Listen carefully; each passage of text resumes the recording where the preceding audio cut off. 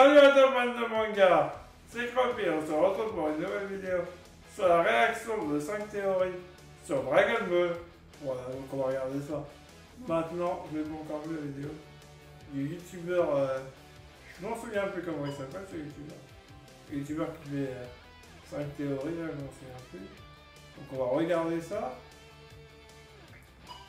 C'est parti, et on est en live sur Twitch en ce moment. Donc n'hésite pas à follow la chaîne Twitch. Le lien est dans la description. Donc allez, on est parti.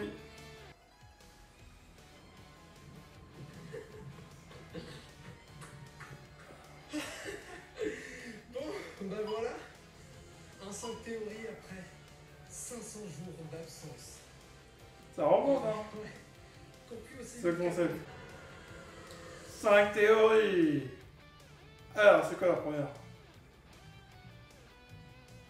Pour cette première partie, en guise d'entrée, j'aimerais vous proposer de s'attarder quelque temps sur les mini-théories les plus populaires sur Internet avant d'attaquer le plat de résistance.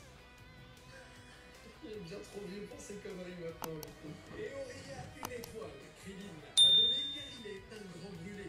En effet, notre petit chauve préféré possède 6 points sur le crâne. Et si vous ne le saviez pas, ces 6 points sont en réalité les marques d'une brûlure reçue lors de sa formation au temple d'Orin. Mais selon cette théorie, contrairement à ses camarades, c'est le visage entier de Krillin qui prit feu, lui faisant disparaître son nez à tout jamais. D'ailleurs, ce serait aussi pour ça que malgré son jeune âge, il n'a pas de cheveux. Et oui, il y a aussi des gens qui pensent que Krillin respire par ses petits trous, justement. Il y en a aussi d'autres qui pensent qu'on dit Krillin et pas Krillin, mais ça, c'est une autre histoire. C'est quoi cette théorie? Dragon Ball est nazi ou à minima juste raciste.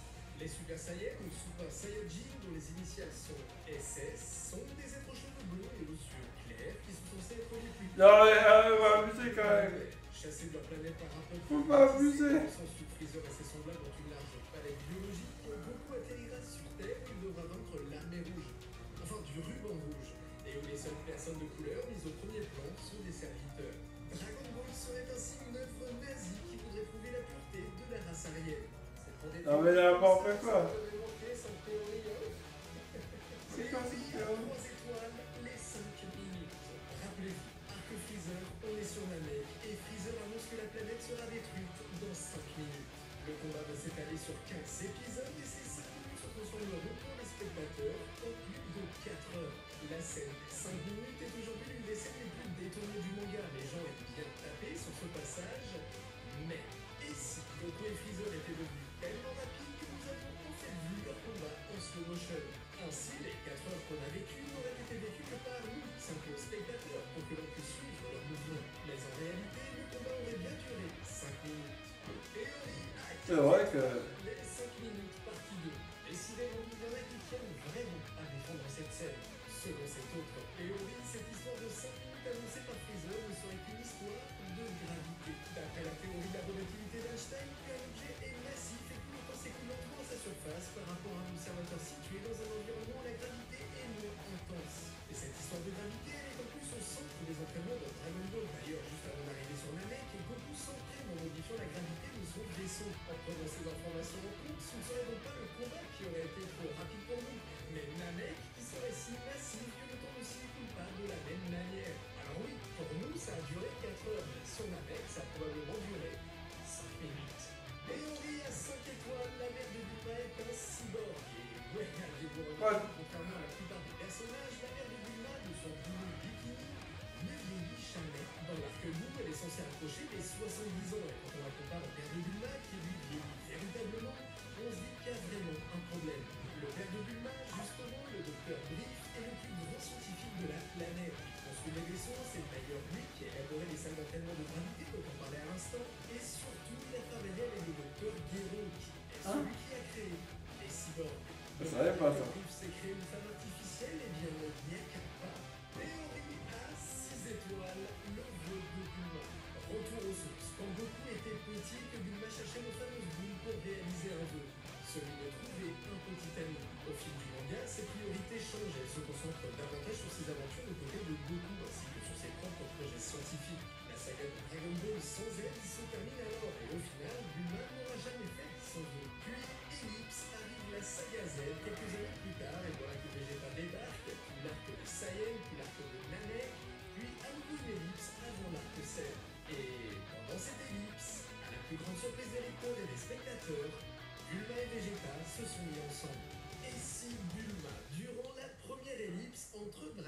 Z et Dragon Ball Z avait en fait rassemblé les Dragon Ball pour enfin réaliser son vœu. Un vœu du style je veux un petit ami et il faut qu'il soit fort comme Goku, mais plus intelligent que Goku, et il faudrait qu'il soit un prince aussi. Après tout, pourquoi pas, il a pu se passer énormément de choses avec Ellipse et il paraîtrait vraiment bizarre que Bulma ait abandonné son propre vœu. Mais avec cette théorie en tête, cela voudrait dire que Bulma est à l'origine de tout ce qui se passe dans Dragon Ball Z. Ce serait son souhait exaucé par Shenron durant l'ellipse qui aurait déclenché les événements qui conduiront finalement à l'arrivée de Vegeta sur Terre. Pour de la mini-théorie, je trouve qu'on a déjà vu des trucs plutôt sympas. Mais il est temps maintenant de se plonger pleinement dans la deuxième partie de cette vidéo et de se consacrer à des théories qui valent bien au moins 7 étoiles. Allez, parfait.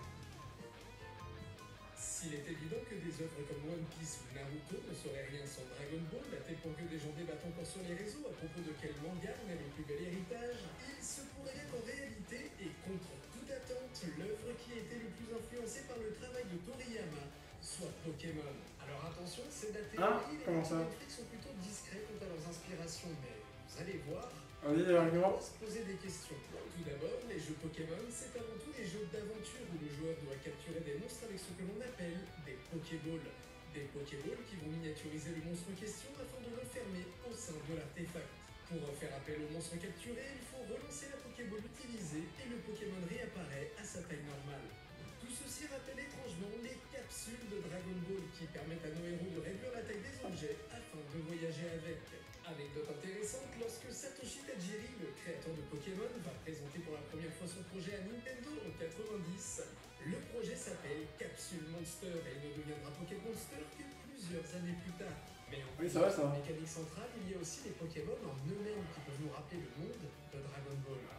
Lors des premières ébauches de Capsule Monster, Satoshi Tajiri met l'accent sur de gigantesques monstres à mi-chemin entre les dinosaures et les kaiju. Et on retrouve parmi les premiers Pokémon créés des monstres comme Rhinophéros, Nidoking, Loclas ou même Tangorex. Dans le monde de Dragon Ball, les dinosaures n'ont pas disparu de la Terre et diverses créatures viendront se mêler aux péripéties de Goku, des monstres qui peuvent curieusement se rapprocher des premiers designs de Capsule Monster. Mais cette théorie va encore plus loin en prétendant que l'ombre de Toriyama plane encore et toujours sur Pokémon. Ils sont toujours. Une grande partie des Pokémon de Kanto seraient directement inspirés de ceux de Dragon Quest, œuvre co-réalisée par Toriyama. De plus, Monsieur Mime peut faire penser à Chaozu. Lipoutou peut évoquer Mister Popo, Rayquaza ne serait qu'une copie de Shenron, c'est vrai. serait une référence à Freezer, qui serait chacune un hommage à Cell et un hommage à Boo. En dehors des monstres en eux-mêmes, l'aura sphère rappelle carrément le Kamehameha et les capacités Z. Bon, même le nom déjà, un Z, mais surtout, la capacité Z d'Oratoria nous rappelle forcément une certaine technique. Tout ceci n'est-il qu'une énorme coïncidence? Ou Pokémon est-il véritablement inspiré par Dragon Ball? Après, tout a inspiré. Mais il est indéniable que l'ombre de Toriyama plane sur beaucoup plus d'univers qu'on ne l'imagine. Évidemment, tout va. Nous allons paix, maître. Ouais.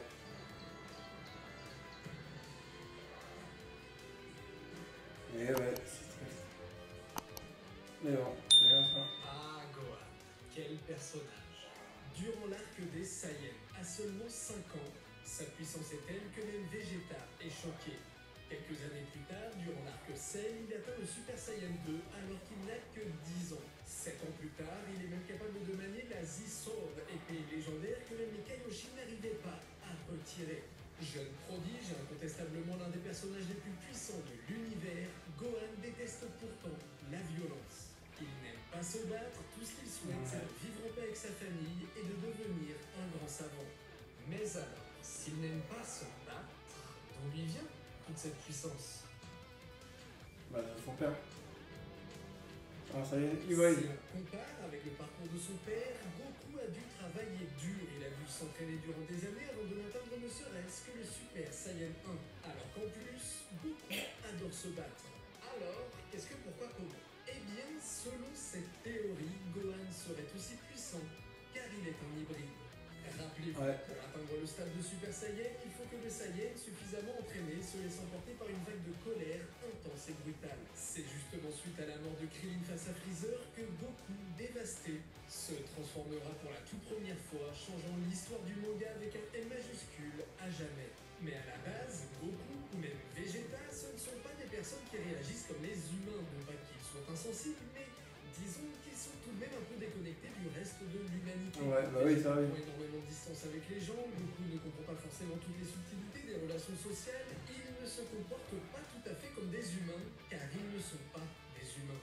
Et pour qu'ils exploitent entièrement leur force de Saiyan, il faut qu'ils se laissent aller avec leurs émotions, ce qui est justement un problème, puisqu'ils sont des Saiyans. Mais Gohan est différent. Son père est Saiyan, sa mère est humaine. Ainsi, il bénéficie d'un patrimoine génétique parfait pour développer sa force, puisqu'il a à la fois la puissance des Saiyans, mais aussi et surtout les émotions des êtres humains. D'ailleurs, ce qui est marrant, c'est que Yoda Yokuyama, un chercheur en biologie évolutive du Musée national de la nature et des sciences au Japon, a confirmé cette théorie. Car oui, apparemment, même les scientifiques s'intéressent aux Super Saiyans. L'hétérosis ou la vigueur hybride est un terme utilisé pour décrire quand une progéniture hybride bénéficie des avantages biologiques de leurs parents et finit par être plus forte qu'eux, obtenant le meilleur des deux mondes. Dans l'agriculture, les agriculteurs utilisent les mécanismes de l'hétérosis pour faire pousser leur culture à des tailles uniformes, par exemple, ou pour être plus résilients, ou pour avoir meilleur goût, ce genre de choses. Pour Gohan, on pourrait dire que sa force est le résultat de l'hétérosis. Mais, si Gohan semble certes ultra puissant, qu'en est-il de Goten, qui semble encore plus puissant? À seulement 7 ans, il passe les stades de Super Saiyan tranquillou, sans excès de colère en plus, il fusionne avec Trunks, bref, les générations sont de plus en plus cheatées ou... Non, vous inquiétez pas, il y aurait une raison. Goten est né quelques mois après la mort de Goku dans l'arc Cell. Et à cette période, souvenez-vous, Goku se trimballe toujours partout en Super Saiyan. Alors, s'il fait tout en Super Saiyan, absolument tout, mais vraiment absolument tout, il n'est pas impossible qu'il ait conçu Goten en Super Saiyan. Ceci expliquerait les facilités de son fils, à la fois hybride comme le grand frère, mais conçu, contrairement à lui, comment dire ça joliment, conçu grâce à une graine en or. Et là, il ne savait pas comment faire. Le mystère de Freezer. S'il y a bien un mystère dans Dragon Ball, c'est bien la race de Freezer. Déjà, on ne sait même pas son nom, on l'appelle juste la race de Freezer. On ne sait même pas combien ils sont, depuis quand ils existent et surtout, quelle est leur planète d'origine. En vrai, je trouve ça plutôt fou. La première apparition de Freezer date de 1989 et on est là, 35 ans plus tard, à encore se demander d'où il sort. Déjà les bases, Freezer, c'est pas le seul de son espèce qu'on a connu. On connaît aussi le roi Cold, le père de Freezer, et Cooler, le frère de Freezer, et bah c'est tout en fait. Le reste de congénères qu'on connaît, bah, c'est des ancêtres d'il y a des milliers d'années comme Chick, ou encore des congénères comme Frost qui viennent d'univers différents. Mais dans le présent de l'œuvre et dans l'univers 7, la race de Freezer reste un mystère. Sur le dire du roi Cold, la suprématie de l'univers a toujours appartenu à son espèce. Cependant, depuis que Trunks l'a terrassé, on n'a jamais recroisé quiconque appartenant à cette espèce et provenant de l'univers 7. On aurait pu s'attendre à de nouvelles représailles de la race de Freezer, mais non. Tout porte à croire qu'elle n'existe plus. Pourquoi n'avons-nous jamais rencontré de Freezer? Le débat fait rage sur Internet. Totalement d'accord. Des idées qui s'affrontent depuis des années. 3 idées qui partent chacune du principe que la race de Freezer est, depuis l'arrivée de Trunks du futur, éteinte pour toujours. La première hypothèse, c'est que la race de Freezer n'a jamais été une race en premier lieu. Quelques parties du corps de Freezer et des siens semblent comme artificielles, sans compter leurs nombreuses transformations, et certains aiment penser qu'ils étaient donc déjà des cyborgs avant même leur réelle introduction dans l'arc suivant. Il n'y aurait aucune race de Freezer à chercher, car elle n'existerait pas. La deuxième hypothèse, beaucoup plus acceptée sur les forums, c'est que les individus de cette espèce inconnue se sont entretués. Tous les membres que l'on connaît sont des psychopathes tyranniques et d'ailleurs on sait qu'ils possèdent plusieurs formes afin de canaliser leur haine et leur soif de violence. De ce fait, il ne serait pas inconcevable que si le roi Cold était le roi, c'est car il avait écrasé toute concurrence. Ainsi, il serait normal qu'on n'ait jamais vu d'autres individus dans le présent extérieur à cette famille, car ils auraient tous été tués par cette famille. Mais une troisième théorie, ma petite préférée si vous me demandez mon Freezer a été décimé par Majin Buu. Des millions d'années avant que Bah les oui, animaux du monde aient pris place, Majin Buu ou par Mirius. de l'univers et pour ce faire, il a Ou par les commencé à Saiyans, décimer du coup. une bonne partie des planètes habitables de la galaxie. On nous raconte ça pour la première fois dans le tome 37 et regardez bien cette case.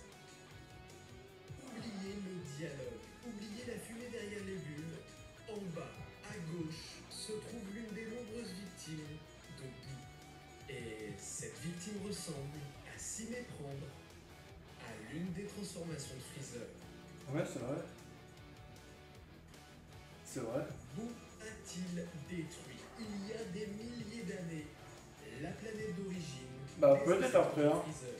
La lignée de Freezer était-elle depuis la seule survivante de ce massacre? Le mystère, contrairement à Freezer, reste entier.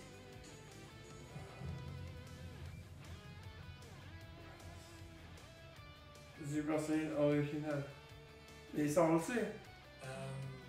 On a là une théorie qui divise. Je préfère prévenir. J'ai déjà vu des gens s'engueuler à cause de cette théorie. Pitié, soyez sympa entre vous dans les commentaires. Soit vous allez trouver que c'est la pire théorie de Dragon Ball, la pire théorie du monde, soit au contraire, vous allez trouver que c'est la meilleure. Le Super Saiyan, qu'est-ce que c'est? C'est une légende selon laquelle tous les millions sont des Saiyans, un être ayant une puissance 50 fois supérieure à ses congénères apparaît. Un être que l'on appelle donc le Super Saiyan. Yamoshi, c'est. Rappelons que c'est justement non. dans cette légende que Freezer décide de détruire la planète Vegeta par peur qu'un Super Saiyan. Alors, ça, c'est bon, déjà.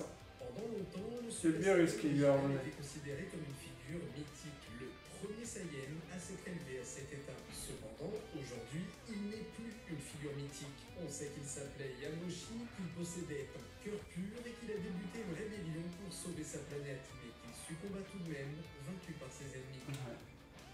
Avec toutes les histoires de voyage dans le temps auxquelles le manga nous a habitués, certains se sont posé la question: et si Yamoshi, ce serait pas un gars qu'on connaissait au final?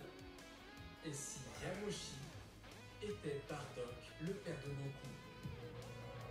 Dans l'épisode spécial de Bardock, ce dernier se projeté dans le passé et Bardock, sur la planète Plante, qui est pas en Bardock. réalité la planète végétale 1000 ans avant les événements de Dragon Ball. Cette planète sera attaquée par ce que Bardock pensera être Freezer, mais qui se révélera être en réalité Shield, un ancêtre de Freezer. Pour sauver la planète, Bardock se transformera en Super Saiyan et blessera mortellement son ennemi qui, avant de lâcher son dernier soupir, révélera l'existence d'un Saiyan aux cheveux dorés à sa famille. Ouais. Est-ce à partir de là que la famille de Freezer s'est mise à redouter les Super Saiyans? Est-ce que Bardock serait lui-même à l'origine de la légende? Bardock serait-il le Super Saiyan original? Ce qui est incroyable avec cette théorie, c'est qu'elle pourrait même expliquer d'où vient la légende. Bardock, conscient qu'il se serait piégé jusqu'à sa mort à cette époque, aurait pu prévenir les habitants qu'il reviendrait se venger dans un millénaire. Tout le monde y aurait vu une prophétie légendaire, à l'image de la force magistrale qu'il avait su décupler, alors que Bardock ne faisait que dire la vérité. 1000 ans plus tard, il naîtrait afin de reprendre le combat qu'il avait entamé 1000 ans plus tôt, sans savoir un seul instant que cette ultime bataille dans le futur serait gagnée par son propre fils. Transformé lui aussi en Super Saiyan grâce au sang de son père qui coule dans ses veines. Qui le savait? Cette théorie semble très solide, présentée comme ça du moins. Mais elle n'explique pas pourquoi Bardock se serait appelé Yamoshi par la suite et surtout la place de cet épisode spécial dans la chronologie officielle de Dragon Ball fait débat. Ouais, c'est vrai. Mais surtout, s'il y a bien un truc qui fait rager les gens au sujet de cette théorie, c'est qu'elle retire à Goku tout ce qui faisait de sa transformation quelque chose d'unique, de rare et de spécial, puisque son père aurait été à l'origine de cette transformation, tant par la légende dont il n'aurait été que le commencement, que par le sang qui les unit. Mais cette idée demeure intrigante et continue de planer sur les discussions autour du lore et des théories de Dragon Ball. Ouais, bah c'était sympathique comme petite vidéo. Hein.